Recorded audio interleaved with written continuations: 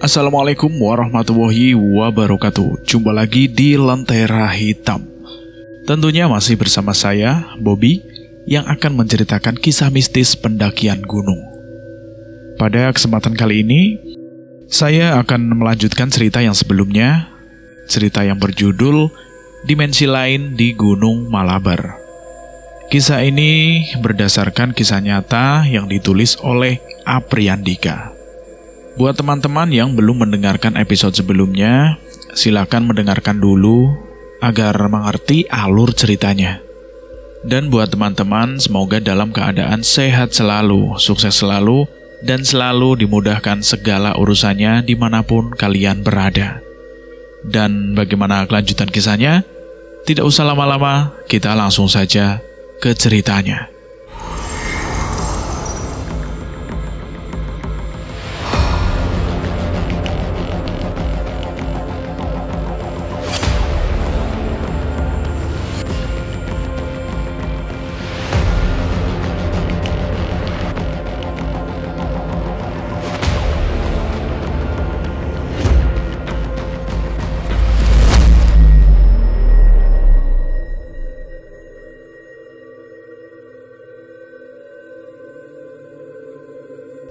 Saya merasa seperti sedang diawasi dari segala penjuru.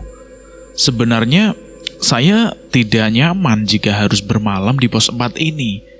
Namun mengingat Irgi sudah sampai ketiduran ketika merokok tadi, dan melihat kondisi teman-teman yang lain pun sudah sangat kelelahan, saya mencoba untuk tetap tenang di situ. Makanan telah habis disantap. Saya dan Abdul terus menambahkan kayu untuk api unggun yang kami buat, agar apinya itu tetap menyala. Irgi sekarang sudah tertidur cukup lelap di posisi duduknya. Agan dan Kipot masih sedikit mengobrol sembari minum kopi, sedangkan Ahmad sedari tadi hanya terduduk dan tetap terduduk walaupun diajak bicara. Namun matanya itu masih terbuka, yang berarti dia belum tidur. Ahmad terlihat seperti tidak ingin membicarakan apapun setelah peristiwa mencekam tadi. Tiba-tiba, Kipot bilang di tengah-tengah keheningan itu, "Bro, ini arah jam 12 bro." Kami yang belum mengerti apa yang dia bicarakan, kami pun bertanya, "Apaan sih lo, Pat?" "Itu, lihat. Di arah jam 12. Kami sontak menoleh ke arah cahaya yang diarahkan dengan lampu senternya itu ke jam. Di situ kami melihat dua sosok yang berbeda. Agan dan saya melihat sosok kakek-kakek tua yang berdiri melihat ke arah kami. Sedangkan Kipot dan Abdul melihat sosok perempuan berbaju putih yang melayang di sebelah pohon besar, lalu samar dan menghilang. Irgi yang masih tertidur dan Ahmad yang masih saja menunduk, seperti tidak melihat di antara dua sosok tersebut. Kami pun mulai merasa panik dan tidak tenang, lalu berpikir bahwa tidak akan aman jika kami tetap bermalam di sini. Tidak lama kemudian, Kipot yang duduk di paling kiri di antara jajaran Irgi dan Ahmad melihat sosok wanita berwajah rusak yang bersandar di carrier miliknya yang dia sandarkan tepat di samping kiri tempat dia duduk. Wanita itu menatap ke arahnya dengan tatapan tajam, dengan kepala yang mendangak, dengan wajah yang sangat pucat. Kipot lalu terpejam sambil berbisik agak keras memanggil Abdul. "Dul, kesini Dul. Sini Dul, sini." Sembari menarik tangan Abdul yang bisa dia jangkau, Abdul pun tertarik dengan jongkok tepat di depan Kipot. Seketika itu pula, Abdul melihat wajah sosok wanita yang sangat pucat dan agak rusak itu. Mereka berdua panik, serem, dan takut, namun tidak berusaha untuk tidak memberitahu yang lain, lalu mengalihkan dengan mengajak untuk segera pergi dan melanjutkan perjalanan menuju puncak Agan pun berpikiran demikian. Namun saya, teman-teman yang lain, sedikit berdebat untuk kembali melanjutkan perjalanan ke puncak atau tetap bermalam di pos 4. Jika tetap berada di pos 4, hal-hal yang lebih mengganggu atau bahkan makhluk gaib yang berdatangan kemungkinan akan lebih banyak, atau situasi berkemungkinan menjadi lebih buruk lagi. Namun melihat kondisi Irgi yang sudah tertidur cukup lelap dan kondisi kami yang sudah sangat kelelahan, membuat saya berpikir lain. Saya menyarankan untuk bermalam di sini saja. Takutnya jika melanjutkan perjalanan, kita akan tersesat dan berputar-putar lagi seperti tadi. Akhirnya, setelah sekitar setengah jam kami berdebat di pos 4 ini, kami memutuskan untuk berkemas dan melanjutkan perjalanan. Saya membangunkan Irgi berharap karena sudah tidur walaupun sebentar, dia sudah sanggup lagi untuk melanjutkan perjalanan. Jam 2 dini hari, kami mulai kembali melanjutkan perjalanan, mengikuti jalan setapak tunggal yang mengarah ke atas. Kami semua berjalan dengan setengah mengantuk, karena baru saja Irgi terlelap dari tidurnya, itu pun hanya sebentar. Kami berjalan menyusuri hutan yang masih rapat, bergantian dengan daun yang tinggi seperti sebelumnya. Perjalanan masih terasa mencekam. Saya merasa bahwa kami berjalan dengan diawasi dari segala penjuru. Posisi berjalan kami sekarang berganti dengan Abdul yang ada di paling depan, disusul Kipot dan Ahmad, lalu Agan, Irgi, dan saya ada di paling belakang. Tidak ada hal yang mengganggu secara fisik selama perjalanan ini, namun kami masih tetap merasa diawasi dari segala penjuru. Kami terus berjalan sambil berharap berlahan vegetasi akan mulai sedikit terbuka, yang artinya itu menandakan bahwa puncak tidak jauh lagi. Lalu kami kembali menemukan tumbuhan yang berjajar ke tengah, membentuk seperti terowongan seperti di bawah tadi. Namun yang ini sedikit berbeda. Terowongan ini berbentuk dari tumbuhan bambu kuning, yang ukurannya cukup kecil dibanding pohon bambu kuning pada umumnya. Kita pun melewati terowongan tersebut dengan posisi berjalan tertunduk. Dan ketika kami semua telah melewati terowongan itu, baru beberapa langkah terdengar suara.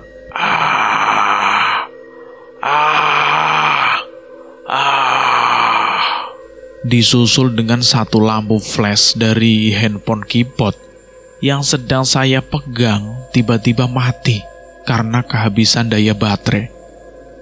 Itu suara perempuan. Suara cukup melengking dan terdengar cukup jelas. Entah dari mana sumber suara itu, namun terdengar tidak terlalu jauh dari tempat kami berdiri. Langkah kami pun terhenti dengan saling menatap satu sama lain. Kipot dengan wajah yang tegang lalu bilang, bro, kalian dengar gak?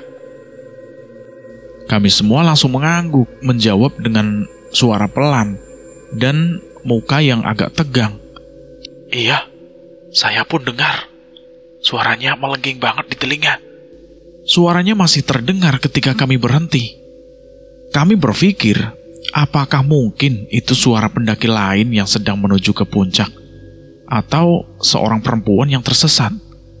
Tapi Ahmad langsung mematahkan dugaan itu dengan bilang, udah bro, ayo kita lanjut aja. Gak usah mikirin aneh-aneh. Sepertinya si Ahmad itu tidak ingin membahas suara apa itu. Kami kembali lanjut berjalan dengan suara teriakan yang masih terdengar. Saya pun terpaku dengan pikiran bahwa itu adalah suara makhluk gaib yang mungkin bermaksud kembali menyesatkan kami. Kami terus berjalan dan waktu sudah menunjukkan pukul 2:20 dini hari. Kami sedikit bersyukur karena seperti yang kami harapkan, vegetasi mulai terbuka. Hutan yang tadinya rapat dan gelap sudah mulai berjarak dan kami bisa mulai melihat langit dengan bulan purnamanya yang bersinar terang. Ketika kami mulai bisa melihat ke arah atas, saya bermaksud bertanya kepada 3 orang teman yang sudah pernah kesini sebelumnya. "Bro, masih jauh nggak sih puncaknya?" Lalu Abdul pun menjawabnya dengan sigap. "Itu puncaknya, sebentar lagi kok sampai," kata si Abdul sambil menunjuk ke arah sebuah pohon tidak berdaun yang terlihat tidak terlalu tinggi dari situ. Rupanya pohon itu adalah ciri khas puncak Gunung Malabar. Kami jadi cukup bersemangat mendengar Abdul berkata demikian. Kami berusaha mempercepat langkah dengan harapan segera sampai ke puncak. Namun ternyata ada hambatan lain. Jalan setapak tunggal yang sedari tadi kita pijak berujung pada jalan buntu yang terhalang sebuah batu besar dan tumbuhan yang sudah lebat menjalar. Agan pun bertanya kepada 3 orang yang pernah mendaki gunung ini sebelumnya. "Bro, jalannya kok buntu bro? Gimana nih?" kata si Agan. Kipot dan Ahmad pun berbalik arah. Mencari jalan, barangkali ada cabang jalan di sekitar situ yang tadi kita lewati.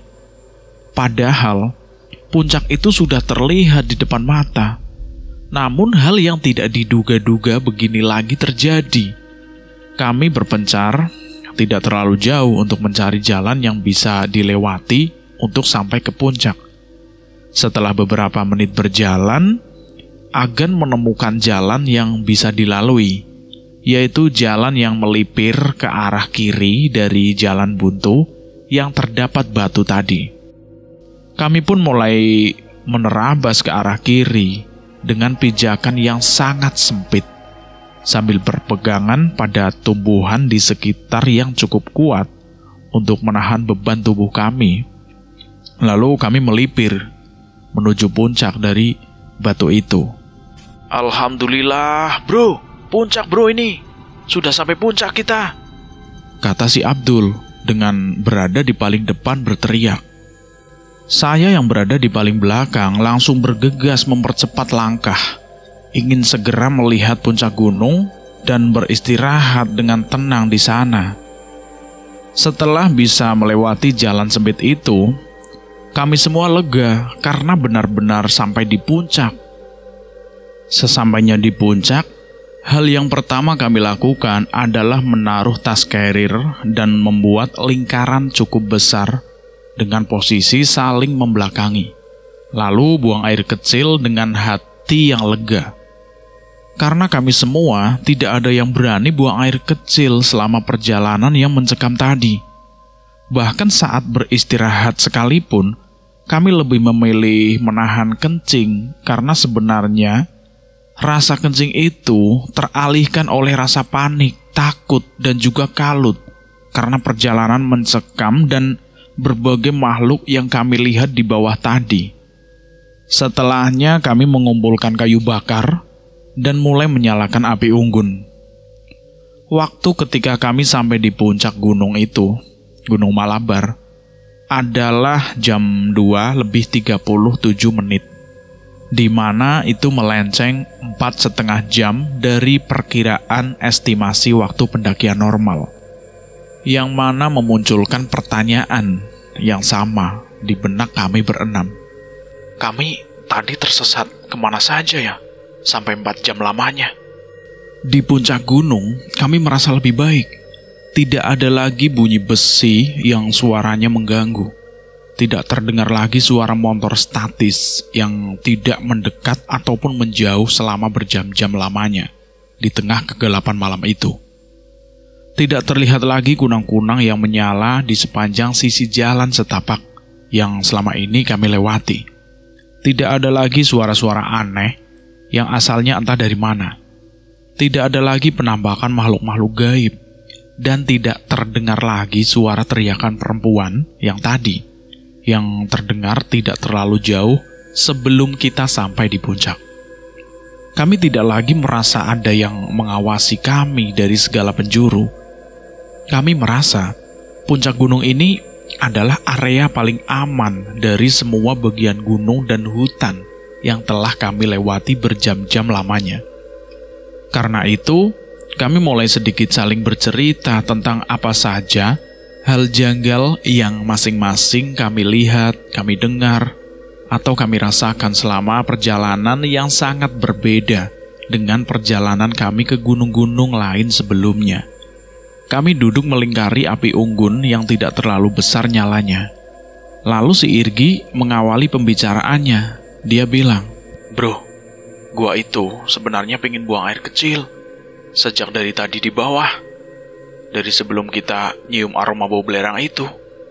Tapi gak berani gua buang air kecil. Soalnya kayak ada yang ngikutin gua dari belakang gitu." Saya yang mendengar suara langkah kaki yang berada di belakang Irgi langsung menyahut pembicaraan itu. "Iya benar, semenjak bau belerang itu, gue juga mendengar dari belakang elu ada suara orang jalan. Makanya gue sering noleh lihat ke arah belakang, takut lo hilang." Lalu, si Kipot mulai membahas tentang apa yang dia lihat selama di perjalanan paling depan. "Saya makanya sering berhenti jalan, itu karena saya sering lihat kakek-kakek anjir. Terus pas di pos 4, gue lihat kayak cewek yang melayang di sebelah pohon." Mendengar pos 4, Abdul langsung menyahut juga. "Emangnya lo gak inget yang di sebelah lo itu, yang mukanya mendangak di karir lo? Inget gak?" "Iya, gue juga kaget pas lihat ke kiri. Ada muka cewek pucat, mukanya rusak banget. Takut gue." Agan dan saya yang mendengar cerita mereka, melihat penampakan, langsung ikut bicara juga. "Iya, gue juga lihat kakek-kakek di pos 4. Kayaknya itu suara yang minta rokok." Ahmad yang sedari tadi tidak banyak bicara, tiba-tiba dia bilang, "Gue juga lihat perempuan bro, serem banget di pos 4. Di situ saya mengerti kenapa Ahmad tidak mau banyak mengobrol dan selalu tertunduk di pos 4 itu. Lalu si Kipot tiba-tiba menyahut nyeleneh sembari bangkit dari duduknya. Dan dia bilang ingin tidur dengan menggunakan sleeping bag-nya di pohon dan tidur dengan posisi berdiri. Kami mendengarnya sontak tertawa, karena Kipot yang selalu punya bahan candaan telah kembali setelah berjam-jam diam tidak sanggup bercanda selama di perjalanan tadi, karena saking mencekamnya. Waktu semakin beranjak menuju pagi. Irgi, Abdul, dan Ahmad sudah terlelap di atas tenda yang digelar di tanah. Sedangkan Agan, Kipot, dan saya masih mengobrol sambil merokok di depan api unggun itu, sambil sesekali membicarakan tersesat kemana tadi kami. Kami bertiga terjaga sampai sekitar jam 5 pagi. Sampai akhirnya kami pun tertidur di depan api unggun. Hanya tidur 1 jam, Agen dan Kipot kembali terbangun dan membangunkan saya. Namun, saya memilih untuk tetap tidur, karena merasa masih sangat ngantuk banget. Irgi juga terbangun kala itu. Sedangkan Ahmad dan Abdul masih terlelap di atas tenda yang digelar tidak didirikan. Agan dan Irgi mengambil foto karena saat itu matahari sedang terbit dengan didominasi warna merah yang sangat cantik di ujung timur sana. Sedangkan Kipot sibuk mengurusi perut yang lapar.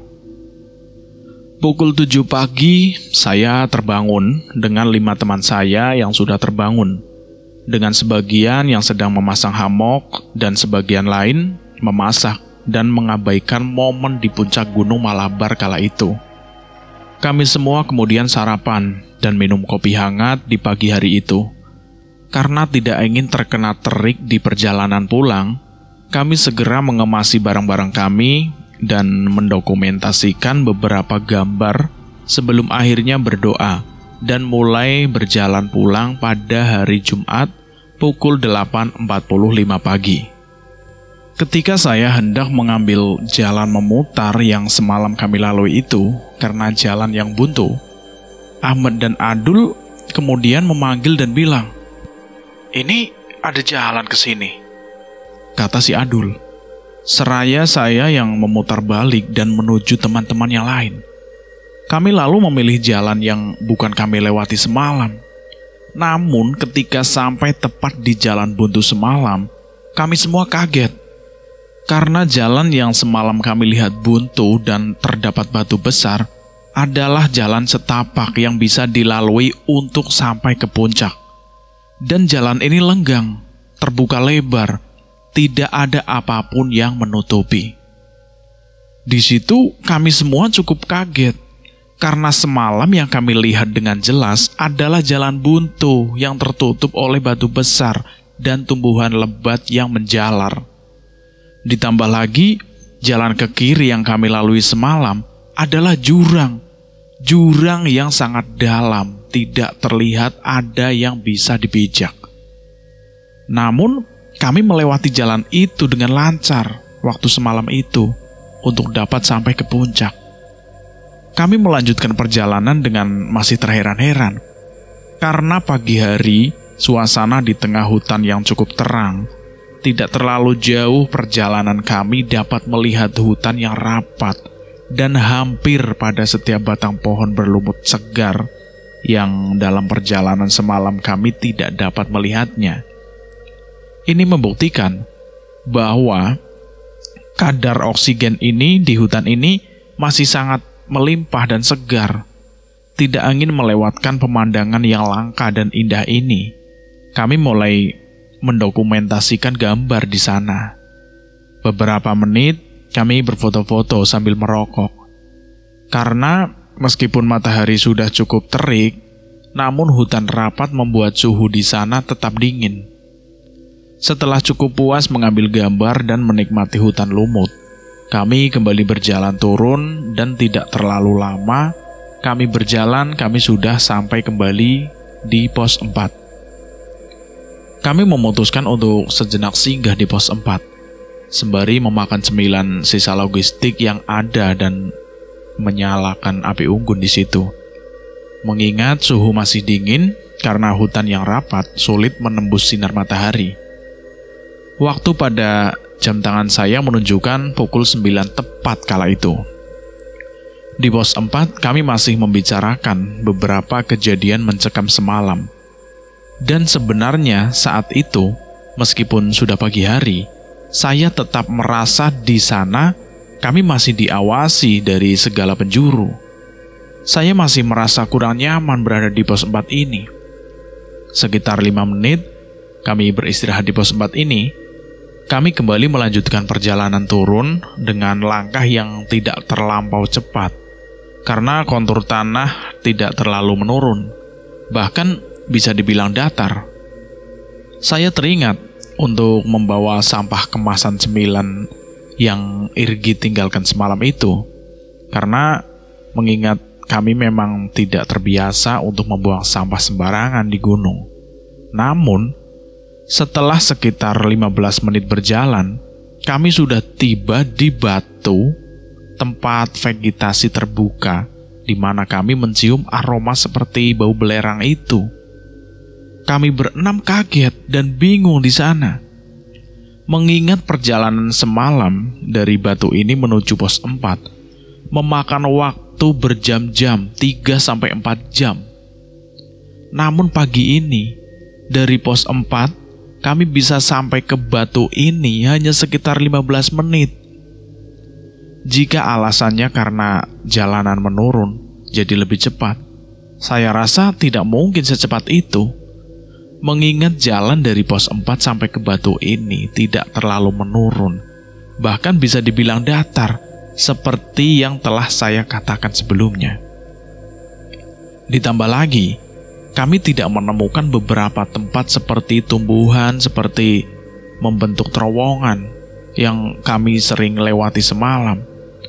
Kami juga tidak menemukan tempat berbatu, tempat Irgi meninggalkan kemasan bekas cemilan itu yang awalnya kami kira adalah itu pos 4. Kami saling tatap karena berasumsi bahwa perjalanan semalam memang sangat aneh. Namun tiba-tiba Kipot kembali berjalan sambil bilang, "Bro, berarti kita semalam tour and travel gratis dong, bro." Kami pun jadi tertawa mendengarnya sambil mengikuti Kipot melanjutkan perjalanan turun. Berjalan turun tidak seperti perjalanan menuju puncak pada malam hari sebelumnya. Kami sangat bersyukur tidak ada hambatan apapun. Kami mulai berjalan dengan cukup cepat seiring jalan yang semakin menurun dibandingkan di sekitaran pos 4 tadi. Kami sudah sampai di perkebunan sekitar jam 10 pagi dan bertemu dengan beberapa orang yang hendak berkebun dan saling sapa. "Habis dari mana, Dek?" tanya seorang ibu-ibu. Ya, ibu-ibu sekitar Parubaya lah bertanya kepada kami saat kami melewati sebuah bangunan kayu seperti saung di tengah sawah atau di tengah kebun. Di sana terdapat beberapa orang. Agan pun langsung menjawabnya, "Dari Gunung Malabar, Bu." Ibu-ibu itu tersenyum, menjawab seperti bapak di masjid kemarin.